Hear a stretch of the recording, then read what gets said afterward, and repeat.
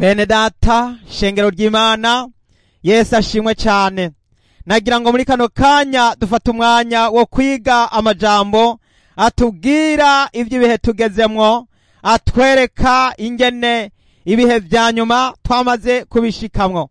Ndagira ngo mbereke mbamenyesha nongira mbibutsa ivyavuzwe n'umwami wacu Yesu Kristo, ivyavuzwe na Paulo, ivyavuzwe na Daniyeli na Yohana intumwa, asobanura ibizoba mu gihe c'iherezo yuko bidusohoyeho. Yanka hanyuma baza baratoye umuherezi, hanyuma iki cumweru bariko barasinya ya masezerano yo kugira ngo bashinge ca kiringo c'imyaka indwi, hamwe bibiribwa ngo aho bazavuga ngo hari amahoro, ngo abantu basinyiraniye ngo niho guhona kuzobaza kugiturumbuka. None rero ndakuraritse mwene data kugira ngo ukurikirane iki cigisho, icigisho kitwibutsa ivy'umweru 70 Daniyeli yahishuriwe, arabibwirwa ingene bizogenda bikurikirana, ingene icyumweru kigira 70 kizoberamwo intambara za rukokoma. Wa muhakanyi w'umwana wo kuranduka, umurwanizi yishira hejuru y'icitwa Imana cose canke igisengwa, niwe azocaza mu rusengero ruzoba rumaze kubakwa n'Abayahudi. None byose bakaba barimwo barabishira mu ngiro. Mwene data, nimwitegura amajambo ntimwobura kuyiga. Haleluya, Yesu ashimwe cyane. Murazi neza yuko ibihe turimwo bitugaragariza neza yuko ishengero rigiye gutaha, kandi Paulo yarabivuze arabisobanura, aravuga ati ibihe by'abanyamahanga bizogera igihe birangire. Hariho igitigiri kigomba kugira ngo cinjizwe mu ishengero. None ico gitigiri kizokuzura ryari? Ibimenyetso birimwo birabigaragaza yuko ubutumwa bugiye kuva mu banyamahanga busubire muri Isirayeli, kandi muri Isirayeli naho ni bwasubirayo, naho nyene harimo umutego. Ndagira ngo mfate akanya ko kubasobanurira mu majambo makeya. Abisirayeli ibihe by'abanyamahanga byarasozerewe, kuko ubu bariko baragwana intambara yo kugira ngo bubake urusengero, ihumbi baramaze kugegeranya. Bariko barasenya, abansi babo babirukana, babaturatuza kugira ngo bahabwe ubwo burenganzira bwo kugira ngo bubake bashinge urusengero. Hanyuma rero amakungu nayo muri iyi ndwi bihariwe yuko bategerezwa gusinya. None basinye nabo bagiye ku ruhande rw'abansi babo, bati oya, abansi babo ahubwo nibagire ireta babangikanye. Abisirayeli nabo bati turakomeza kugeza igihe tusubizwa igihugu cose nk'uko Imana yagihaye Aburahamu. Ivyo byose bigaragaza iki? Bigaragaza yuko ubutumwa bwiza bw'ubwami bw'Imana bugiye kugeraho busozera. Yesu yaravuze ngo kuko ubutumwa bwiza bw'ubwami buzovugwa mu isi yose, buba ikimenyetso kibera icabona amahanga yose, maze umuhero w'isi uzocuza. Nimwiyumvire ukuntu Yesu yatubambiwe ku musaraba, ariko Abayuda bakavuga bati twebwe ubu rero tugira ngo dusubire kubaga dutange ibimazi, igikoko c'amahembe. Mwibuke yuko Bibiliya idusobanura yuko igikoko arico kizoza gutegeka. Kubera iki gikoko arico kizoza gutegeka? Ni kubera yuko muri ico gihe Abayuda bazoba bakoze amarorerwa, bakaza kuzana igikoko kiba arico basenga. Baza gusenga igikoko, amaraso yaco aba ariyo bizigira, kandi amaraso ya Yesu yaramaze kumeneka ku musaraba Igorogota. None ko bizigiye igikoko, ntimwumva yuko ikikoko cavuzwe na Yohana, ntimwumva yuko iki gikoko bagicira inzira? Ivyo birimwo biragaragaza yuko Antikristo agira yubakirwe urusengero. Ng'urwo rusengero ruzoba rusengero rw'ikinyoma. Abayuda bagira ngo bubake urusengero, ariko n'urusengero rw'ikinyoma. N'urusengero rw'ikinyoma kuko rugiye kubamwo amanyanga akomeye, rugiye gukinirwamwo politike y'akarengarugero, kandi rugiye guhagararwamwo n'umukozi wa Satani yitwa Antikristo, umuhakanyi, umupinzi, yishira hejuru y'icitwa Imana cose. Azokuyerekana mu rusengero, yiyerekana ngo ni Imana. Bene data, nshuti z'umusaraba, nimujijuke mutahure, mumenye ibihe turimwo. Ndagira ngo mbabwire nkuko nabasezeraniye yuko hariho icumweru kigira 70. Icumweru kigira 70. Ico cumweru kigira 70. Mwibuke ko ivyumweru 69 vyaraharuwe muri Daniyeli. Daniyeli abitondekanya. Hanyuma rero byagezaho bigera kuri 69 igihe umwami Yesu Kristo, haleluya, igihe haseberezwa impundu Yesu ari kunyana y'indogoba, abantu bakavuga bati hoziyana mu ijuru, hoziyana mu ijuru, hashemezwe uje mu izina ry'Uhoraho. Muri iki gihe Yesu Kristo ageze i Yerusalemu, asanga urusengero bararuhumanije, ahenagura ameza, ahenagura abariko baravunja. Yesu arabwira ati ntimwari muzi ko iyi ngoro ari ingoro y'Uhoraho, none heraba mwebwe mwayihinduye nk'isenga ry'abambuzi. Nuko rero muri ico gihe umwami Yesu ababwira amajambo ya nyuma, hanyuma arabwira ati ewe Yerusalemu. Yesu araririra Yerusalemu, aravuga ati ndasohotse ndagiye. Arasohoka aragenda. Umwami Yesu arababwira ati ntimugisubira kumbona kuvubu kugeza aho muzombonera inje mu bicu. Imana ishimwe cyane. Ico gihe rero, muri ico gihe hari huzuye ivyumweru 69. Icumweru rero kigira 70. Reka dusome muri Daniyeli igihimba c'9 maze duhere ku murongo wa 24. Daniyeli igihimba c'9 umurongo wa 24.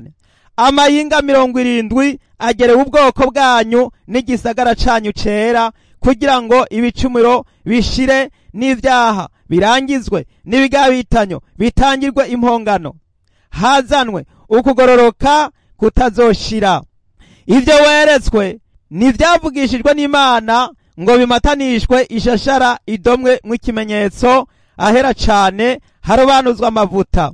Nuko umenye utahure yuko uhereye igihe icagezwe kizoshingirwa co kuvyura no kubaka i Yerusalemu gushitsa kuri Mesiya Segaba, hazoca amayinga ndwi, maze habeho ayandi mayinga 62 hasubire kubakwa, basubizeho imiharuro n'imigende, mbere bizaba bikorwa mu bihe bigoye.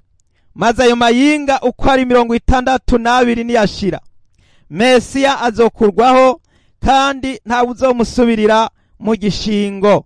Maze Segaba wundi azoza, abantu biwe bazosangangura igisagara n'ahantu hera, ariko iherezo ryiwe azotembanwa n'umuvo, kandi intambara zizorinda zishitsa no kwiherezo ubugesera bwashinzwe ko buzotera.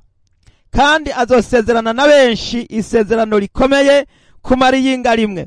Niryagera hagati azokuraho ibimazi n'amashikanwa, ugeseza azoza kwibaba ry'ibizira, maze ubuyobe buzosukwa kuri uyo ageseza gushitsa ku muhero washinzwe. Haleluya. Hano havuzwamo amajambo menshi cyane. Muri ayo majambo menshi turumvise ijambo rikomeye, ndagira ngo ndabakuremwo amajambo kre, amajambo y'ingenzi, amajambo ashobora kubaha ivyerekerezo. Umurongo wa 27, hano turumvise ijambo rikomeye rivuga ngo kandi azosezerana na benshi isezerano rikomeye kumara iyinga rimwe. Ngo azosezerana na benshi isezerano rikomeye kumara iyinga rimwe. Iri yinga rimwe murifate. Iri yinga rimwe ni rya yinga yose hamwe ufasha amayinga indwi ugateranya amayinga 62 yose hamwe na amayinga 69. Kuko ubwa mbere habanje kuba amayinga ndwi, haca haza amayinga 62. Iyo ni igice kigira kabiri ca vya vyumweru. Uwo Segaba wundi, ndagira ngo mbabwire Segaba wundi ngo azoza gusezerana isezerano rikomeye kumara iyinga rimwe. Mwibuke ko uyu Segaba hano bamuvuze ngo azoza asenye. Reka mbabwire umurongo wa 25 ngo nukumenya utahure yuko uhereye igihe icagezwe kizoshingirwa co kuvyura no kubaka Yerusalemu gushitsa kuri Mesiya Segaba, hazoca amayinga ndwi. Ico ni igice ca mbere. Abisirayeli barorereye yuko Mesiya aza, hazobanza gucaho igice ca mbere kigizwe n'amayinga ndwi. Ngo maze habe hayandi mayinga 62. Iyo ni gurupe igira kabiri y'aya mayinga. Ngo hasubire kubakwa, basubizeho imiharuro n'imigende, mbere bizabikorwa mu bihe bigoye. Ivyo byarabaye, muravyibuka Basanibalati na Batobiya baje kugora Abisirayeli ngo ntibubake. Ivyo byose byarabaye kurinda bashitsa muri Nouveau Testament mw'isezerano risha ivyo vyumweru 62 guteranya na vya vyumweru indwi byose hamwe Yesu yagiye kuza hamaze kurangira ivyumweru 69. hanyuma rero umurongo wa 26 mutegereze neza muwumvirize bene data. Oh haleluya, oh haleluya, numvise umunezero kuko Imana irimwe iraduhishurira amabanga. Bene data muri mu masengesho, bene data muri ko murasenga, bene data muri imbere z'Imana, nimwakira ubwiru, nimwakira ubusobanuro, erega kubwirwa nuko nyene. Oh haleluya, haleluya. None rero mwumve mutega amatwi uyu murongo wa 26 hagira hatubwire amajambo akomeye cyane, muyakurikirane. Maze ayo mayinga uko ari 62 niyashira, amayinga 62 aja kurikira ya yandi indwi, teranya wumve aciye aba ivyumweru 69. Ndahasubiramwo, maze ayo mayinga uko ari 62 niyashira, Mesiya azokurwaho. Haleluya. Ngo kandi ntawe uzomusubirira mu gishingo. Haleluya. Amayinga 62 guteranya n'amayinga ndwe yose hamwe akaba 69, niyamara kuzura neza Mesiya azokurwaho. Yesu ashitse Yerusalemu bakavuga bati Hoziyana, Hoziyana mwijuru, hashemezwe uje mu izina ry'Uhoraho, Hoziyana mwana wa Dawidi. Umwami Yesu muri ico gihe mwiyo ndwi, muri iyo misi baciye amubamba, baciye amufata, yaciye agenda gusengera mu ishamba ry'i Getsemani. Hanyuma umwami Yesu baramufata ngo akurwaho, ngo Mesiya azokurwaho. Muvyumve neza, mubikurikirane neza. Mesiya azokurwaho ngo kandi ntawe uzomusubirira mu gishingo. Hari abantu benshi bibaza ko Mesiya yosubirirwa. Hari abantu benshi baciye biyumvira yuko Yesu ngo yaciye ashiraho ngo ivyegera ngo bizomusigarira. Bamwe batangura gushiraho ngo abasubiriye umwana w'Imana, ngo abahagarariye umwana w'Imana, ngo abahagarariye ngo idini ngo rya gikristo kw'isi, ngo bari mu kibanza ngo ca Yesu. Ivyo ntabiriho. Hano no murongo urabihakana, uravuga ngo Mesiya azokurwaho kandi ntawe uzomusubirira mu gishingo. Ntawe uzomusubirira. Ninde muntu ari mu gishingo ca Yesu? Ninde yemera kudupfira, yosubira kudupfira? Nta n'uriho, nta n'ibiriho. Amaraso yavuye ku musaraba, yavuye rimwe gusa, ntibigisubira. Abaringo barashaka gushinga ngo basubire kubaka no kubaga ibikoko, bariko barakora ubuyobe, baringo barashigikira ubuyobe. Amaraso Yesu yadutangiwe, urupfu Yesu yapfuye rimwe gusa, kandi nta uzomusubirira. Nta wundi azoza kutubambirwa, nta wundi azoza kuza ngaha mw'isi kuza kuducungura. Twaramaze gucungurwa. Ubutumwa bwiza bw'ubwami Imana buriko buramamara kw'isi yose. Yesu Kristo agira ngo aze gutora ishengero limwiteze, limutegereje. Haleluya. Ngo maze Segaba wundi azoza. Mwumve rero, ngo maze Segaba wundi azoza. Hazoca haza Segaba wundi, abantu biwe bazosangangura igisagara n'ahantu hera. Uyu Segaba wundi azoza n'umuamperere wo bita umusezari, yarayoboye isi yose ico gihe, yari umunyaroma. Maze arungika umujenerali, arungika ingabo zikomeye z'ibishirira z'abasoda b'abanyaroma. Ndagira ngo mbibutse aba basoda b'abanyaroma, Daniyeli yari yarahishuriwe, abona yuko ico gikoko kizoba ari ubwami bwa kane, kizoba gifise itandukaniro n'ibindi bikoko, kizoba gifise ivyuma kijanjangura, kihonyanga, gisenya. Aho yari ariko arabona ingene bazosenya urusengero rw'i Yerusalemu rw'Abayuda, urusengero rw'Imana. Aje gushitsa ivyo Yesu yavuze ngo aha ntihazosigara ibuye rigejetse kurindi ridasamburiwe hasi. Hariho Segaba wundi azoza arisenye. Hariho igikoko kizoza gusenya. Mwumve rero mubitahure, ngo maze Segaba wundi azoza, abantu biwe ni bande? N'abasoda b'abanyaroma, ngo bazosangangura igisagara n'ahantu hera. Baragisanganguye iko Yesu nawe nyene yari yarabivuze, barabikonfirimye ngo nta nibuye na rimwe rizosigara rigeretse kurindi. Bazosangangura igisagara cera ci Yerusalemu, Iyudaya muri Isirayeli. Baragisanganguye mu mwaka wa 70, inyuma y'imyaka 40 ihaciye Yesu Kristo aduze mu ijuru. Yesu yari yarabivuze. Hanyuma haca imyaka 40, ico gisagara ico baragiye baraza baragisenya. baraza baragisenya bene data, baragishenye. Cashenywe nande? Na Segaba wundi w'ikinyoma, atari Segaba Mesiya, ahubwo ni Segaba wundi aje kwita mu bintu nkaho ashatse kugira ngo aje gusubirira, ngo aje gufata ikibanza. Ico gihe baca bafata ubutaka bwa Isirayeli, baca bari babukontorora. Abisirayeli bafata mpiri, bose barabajana. Yasi ya Mesiya, yasi ya Emmanuel, yasi ya Isirayeli, si ya Aburahamu, isigara ikontororwa n'abanyamahanga. Ico gihe rero ibihe by'abanyamahanga bica biratangura. Byaciye bitangurana n'ubutumwa bwiza. Yesu nawe yari yamaze gutuma abantu ati mugende mubwire abantu bose, amahanga yose, mubabwire kwitondera ibyo nababwiye, atumve ndi kumwe namwe gushitsa ku muhero w'isi. Ibihe by'abanyamahanga biba biratanguye. Hanyuma bigitangura, haleluya, ubu igihe cy'ubuntu gica naco kiratangura. Ca cyumweru kigira 70 kiba kirahagaritswe.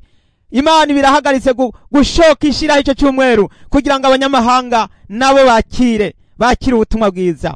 Nimwumve ico Paulo yavuze. Paulo yaravuze mu majambo cyane, arayasobanura mu Baroma igihimba c'11 umurongo wa 20, maze turasoma umurongo wa 25. Mwumve iri banga yuko Abisirayeli nubwo urusengero rwabo rwashenywe, hari ikintu Imana yari irimo irakora. Imana yacigenda kurondera igitigiri c'abanyamahanga bokizwa, bokwihana, kugira ngo haboneka abantu buzura muri sale de noce, buzura mu kibanza c'ibirori c'ubukwe bwa wa mwagazi. Umva isho Paulo yabwiye akabanga Abaroma 11:25. Bene data, singomba ko mutamenya iri banga, mwoye kwiyita abanyabwenge, n'iryuko habaye gukomantaza imitima y'Abisirayeli, ariko si bose, gushitsa aho igitigiri gikwiye c'abanyamahanga kizokwinjirira mw'ishengero. Haleluya! Ngiryo ibanga, iryo banga Paulo aribwira Abiroma, nawe ararikubariye, n'iryuko Abisirayeli barindiriye yuko abanyamahanga, igitigiri Imana yagombye mu banyamahanga cuzura, igitigiri Imana yarondeye mw'ishengero cuzure. Hanyuma nicuzura, Imana izoca igenda gusubiza Abisirayeli ububasha n'imbaraga ngo bongere kubaka urusengero, ngo bongere basubire bubake urusengero. Ariko umbe rero icitonderwa, ubwo rusengero rugira ngo rwubakwe, ariko urwo rusengero rurimwo amanyanga menshi, kuko Imana yarabisobanuye yuko abantu banze kwemera ukuri. Abayuda baranze kwemera Mesiya, baranze kwemera yuko ari Mesiya w'ukuri, baca bahitamwo kwemera Mesiya w'ikinyoma. Mesiya atariwo, uwo bita antikristo, Mesiya atariwe.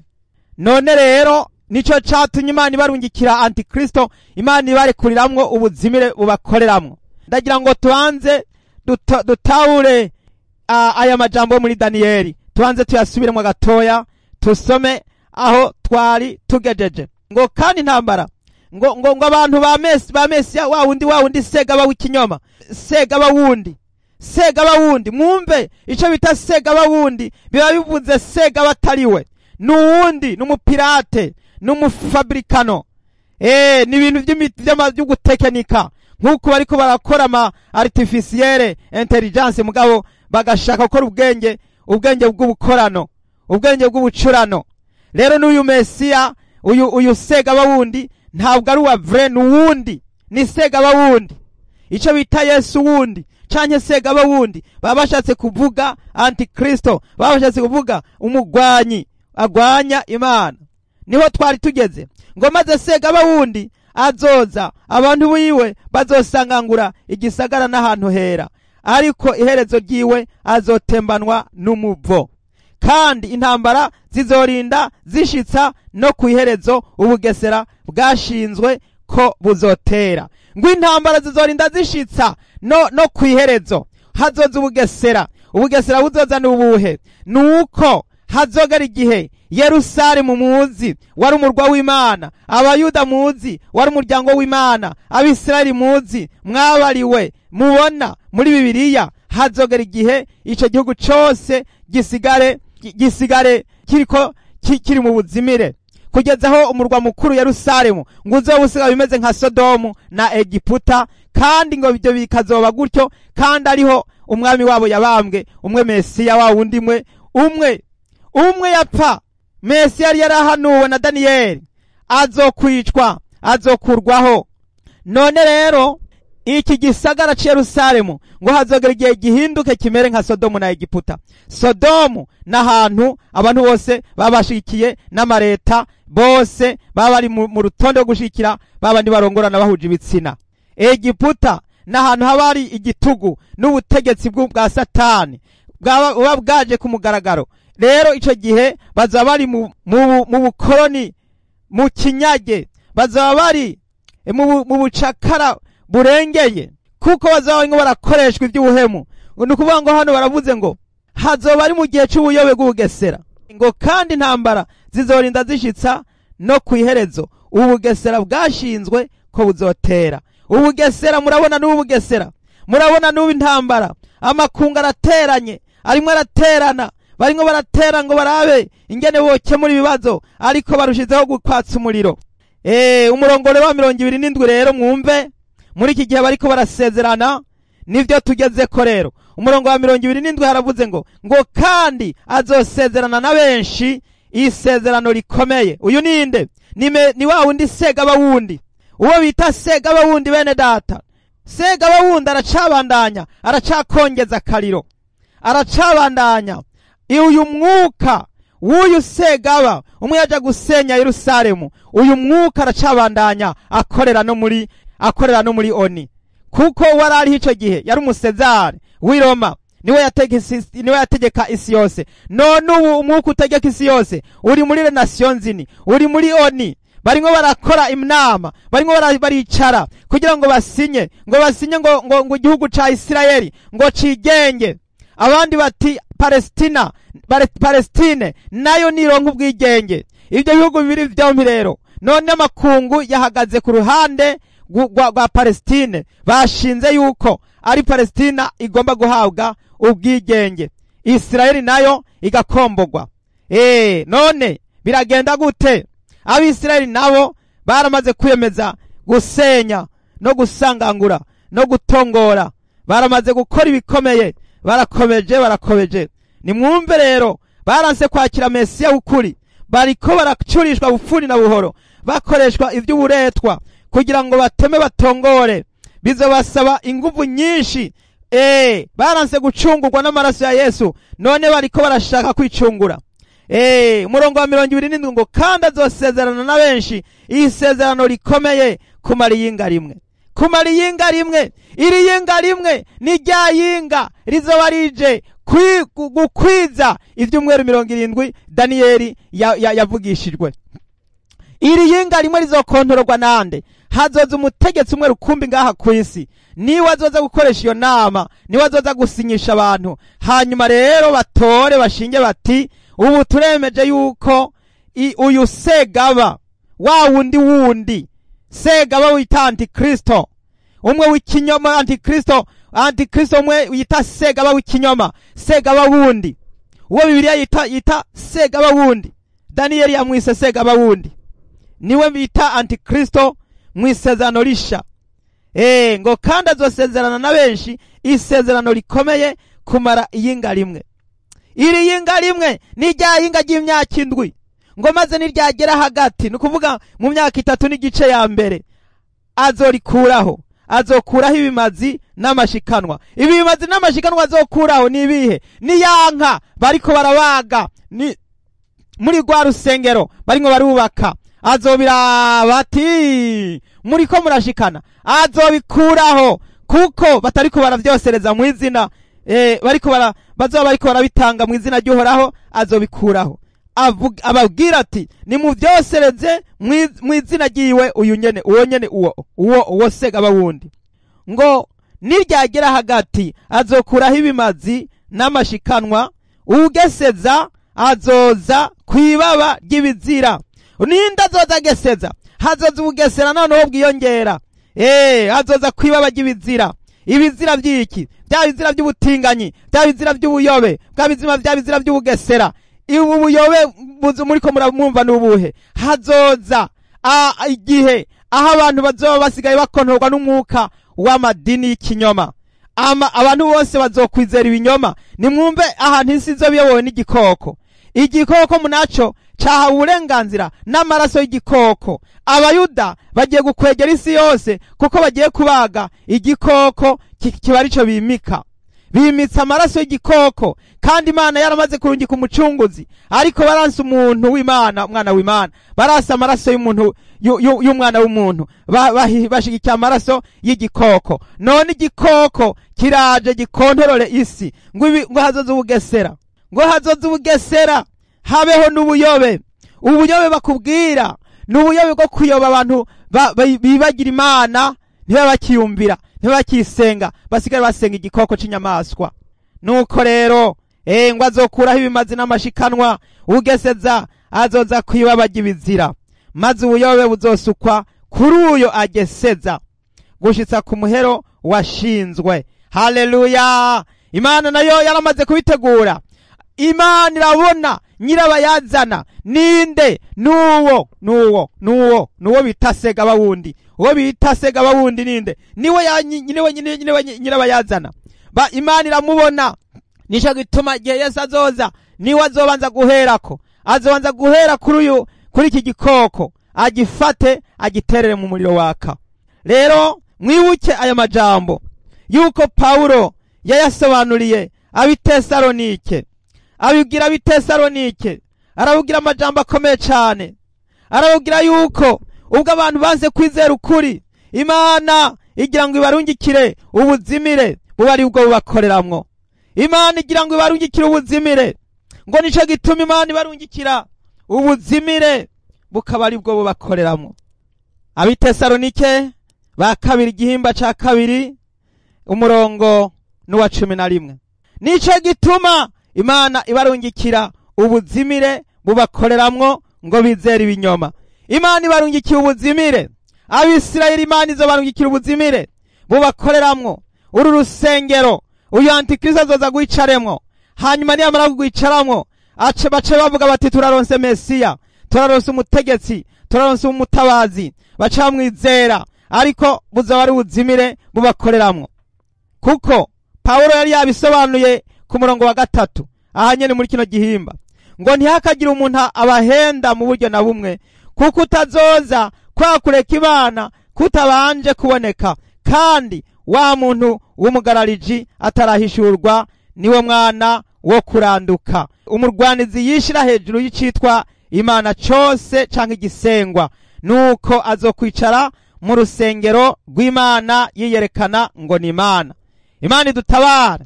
Azoza yiyerekane, yicare mu rusengero. Ubu rusengero mwumva bavuga bakubwira, n'urusengero bariko barashaka kugira ngo bashinge bubake, n'urusengero bazovuga ngo basuye kugubaka. Kuko uru rusengero mu bisanzwe, mu vyumve mu bitahure, rwakagombye kubakwa kugira ngo iki cyumweru kigira 70 cyongere cyuzure.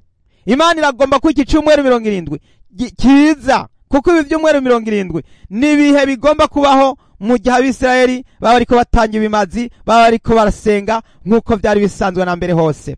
Abisirayeli rero ico gihe bazoza bakora ibyo bikorwa nkaho bagira bagarukane agakiza muri bo, basire bagira imbaraga, basire baronka abavugishwa, basire baronke abahanuzi, basire baronka abaherezi, basire baronke bwa butegetsi bwabo nk'ubwa mbere. Muri ico gihe rero ico cyumweru 70 kizoba kiriko kirarangurwa, ariko biteze ubuyobe bw'ubugesera, kubera ko Antikristo ntazobemerera, ntazobakundira, azocaza abashwaremwo, abategeke, azane bijya bigirwamana, bijya bimazi batanga abikureho yicare mu rusengero, aca atangura ko ari we yivuga, ko ari we Mana, ko ari we gusengwa, ko ari we kubahwa, ko ari we kuvugwa, yuko atayindi Mana iriho. Ico gihe rero ubuyobe buzoca buza butere. Ubu buyobe Umwami Yesu yarabisobanuye neza mu butumwa bwiza bwa Matayo igihimba ca 24 umurongo umurongo ni wa 10, umurongo ni wa 15. haravuga ngo nuko aho muzobonera ca kizira c'ubuyobe bw'ubugesera gihagaze ahantu hera cavuzwe na Daniyeli yavugishwa n'Imana, usoma niyubare, usoma natangure kuyubara. N'iyi saha turiko turavuga iyubare, nube maso witegure, kuko ubuyobe bw'ubugesera bwaramaze gushwara, bwaramaze gukwira mu isi yose. Nimurabe ingene isi isigaye imeze, nimurabe ingene abantu basigaye bameze, nimwumve ibiriko biravugwa, nimurabe ubwira kabiri bugenda buba buri gihe butavanyako. N'ubu bwarayibubaye, n'ubundi bwaherutse kuba, bamwe mwarabibonye bwarayibubaye, kandi mu yandi makontina hariya muri za Australia, New Zealand, aho ubwira kabiri bwaje ku mutaga izuba riva. Ibi byose, izi ntambara, abandi bagatangaza, abandi bariko baravuga ngo bariko barasezerana isezerano rya Antikristo rimwe rizomara imyaka 7. Ibi bihe turimo ni bihe byo kugabana, ibyo byo kuba maso. Ni mugabe. Yesu aravuga ngo nuko aho muzobonera ca kizira c'ubuyobe bw'ubugesera gihagaze ahantu hera, usoma niyubare. Nuko rero ryari iryo jambo. Ndagira ngo rero mwene data uri mu masengesho uze dufatanye gusenga, kugira ngo dusenge cyane, turondere mu nyonga ha data, maze dusabe inkomezi, dusabe gutsinda no kunesha, dusabe kurangiza no gusozera neza. Mwene data uri kurabona ibyo byose rimwe bihita bicaho, menya neza ko ari igihe cawe cyo kugira ngo ugabe, witandukanye n'isi n'ibikuyobya n'ibikuzimiza.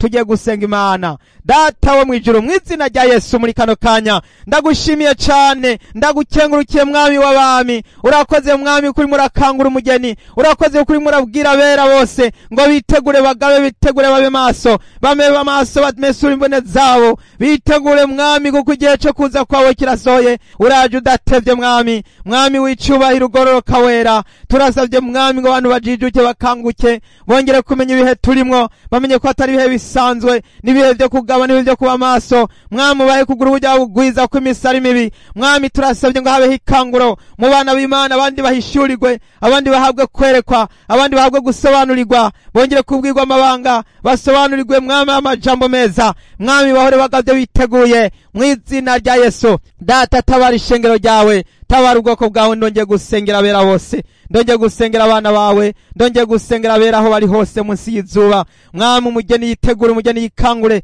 umugeni abe maso, umugeni agabe, umugeni atunganya, ategura ingeso ziwe mwami, agabe Yesu. Ho haleluya, haleluya. Data ndasengera abantu bariko bari hano ivyaha, baringo baraca bugufi, baringo barapfukama, kugira ngo mwami wasabe imbabazi. Mwami w'icubahiro, nanje ndaciye bugufi imbere zawe, nanje ndakurengutse imbere. Mwami Yesu, ugano majambo, ano majambo aratwubatse, ano majambo aradufashije, ano majambo yongeye kudukangura. None mwami Yesu wanje, ndakuyagura umutima wanje, wongere kuhezagira, wongere kukuvugutira, ukuremwo inkamba.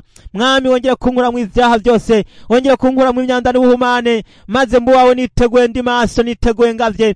Mwami Yesu, kugihe cyo kuza kwawe cegereje. None rero mwami Yesu, uduhe kuburirwa ndetse no kuburira abandi bose, abantu bose bicare biteguye, abana b'Imana bose aho bari hose bikangure, bitegure. Nanje mwami ndisaba imbabazi n'ikigongwe, ungirire imbabazi, ungirire neza. Mwami nabo turi kumwe bose, abari kubarumvuriza ijambo ryawe bose, abo batoranije n'abacunguye nabo bagiriye neza, ukabatuma mwami mwisi, ukabasuka ko mpwemu yera. Ndabasabiye umunaguro mwami, kuko mwami Yesu Kristo cagitigiri c'ishengero categekanijwe mwami. Data buja ndasavye ngo mwami congere data buja gutegurwa, umugeni ategurwe, umugeni atunganywe. Mwami Yesu ugira ngo niwaza uzosange twambaye impuzu nziza zera zitanduye zikayangana. Mwami wanje Yesu Kristo, turagusabye de gutsinda ivyisi. Ijambo ryawe rivuga ngo nuko mwami mugavye musenye ibihe byose, imitima yanyu ntiremerwe n'ivyisi, ntiremerwe no kudandahirwa no kubaregwa, ntimuremerwe n'umwitwara ariko by'ubugingo. Ndasavye mwami Yesu de gusoka, tuve mu nyuma yavyo, tuve inyuma y'ibi byose bingo birashaka kuturagiza, bitsindwe mu izina rya Yesu, bitsindwe bitogira ububasha. Data uduhe intege n'imbaraga, uduhe inkomezi zo gutsinda nizo kunesha. mw'izina rya Yesu, mw'izina ry'uwaducunguye Yesu. Urakoze amaraso yawe anyuhagire, amaraso yawe yongere koza umwana w'Imana wese, abera bose aho bari hose bozwe no mu maraso ya Yesu. Mwami nanje mfukamye munsi y'umusaraba Yesu, me kwikorera umusaraba wanje maze ngukurikire Mwami Yesu. Sindambirwa ahubwo nkomeze, sindambirwa kuko wavuze ngo ntimurambirwe, kandi wavuze ngo Mwami ngo umuntu atikorera umusaraba ngo ankurikire ngo ntaba nkwiye. Ntidushobora guhagarika Mwami Yesu, turasavye imbaraga n'intege n'inkomezi, uduhe gutsinda. Turasavye mbere Mwami uduhe ubushobozi bwo gusenya no gusanga ngo ibicano byose bya wa murwanizi bitsindwe, byose bitsindwe, byose bitsindwe, ibitero byose bituruka hose byongere gusangangurwa mw'izina rya Yesu, mw'izina rya Yesu. Turatongoje imigabo mibi yose mu bana b'Imana no mw'ishengero ry'abera, uduhe intege n'inkomezi, uduhe ububasha Mwami Yesu, kugira ngo Yesu dukomeze turamirize. Haleluya, haleluya, haleluya. Urakoze Mwami Yesu, ndabigushimiye nkenguruka Mwami, mbisenze nizeye mw'izina ry'Umwami wacu Yesu Kristo, amen. Haleluya. Yesu abahezagire cyane. Mwari kumwe na mwene so Mbonimpa Abeli. Amen, amen. Haleluya, amen.